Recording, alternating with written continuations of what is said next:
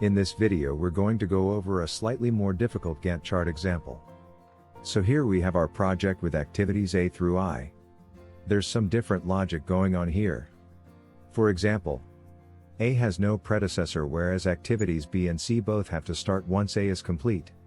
And then activity D here would have to start with B is complete, and so on.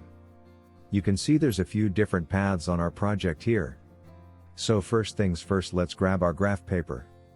Let's bring it in here. It's going to make your lives a little bit easier for drawing on. And then what we want to do first is we want to label our axes. So there we go. We have our axes labeled. And now we just want to start filling in our Gantt chart. So starting with activity A has no predecessor, so it begins at the start of the very beginning of the project. And it has duration of 2 days. We're going to start at the very beginning of the first day and go to the end of the second day. Right, that's 2 days. Okay, activity B. Its first predecessors is A, so it can't start until A is done.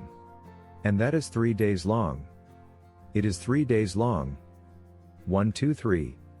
Right, it's starting where A ends. Activity C, it has to start where A ends. And it's 2 days long.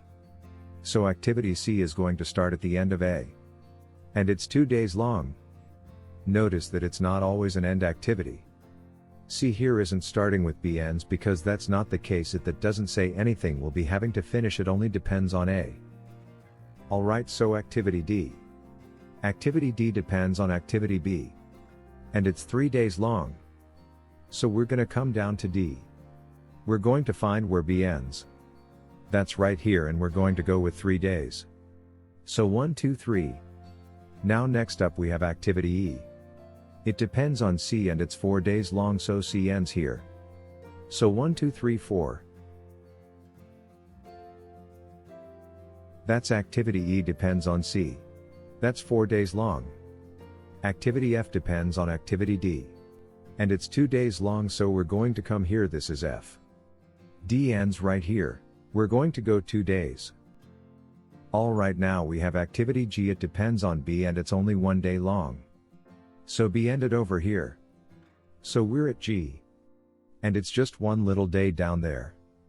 H, we have depends on activity D. So D ends here. Come down. H is 1, 2, 3 days long. I, our last activity, depends on C and it's like 2 days long. So we're going to come down here and go 1, 2. So there you go, this is actually our Gantt chart. It's more complicated than the last example. But you're seeing that as we get more and more activities in a kind of not a straightforward logic, the Gantt chart can get a little bit cumbersome. I'll see you in the next video and we'll talk about some quick advantages and disadvantages of the Gantt chart.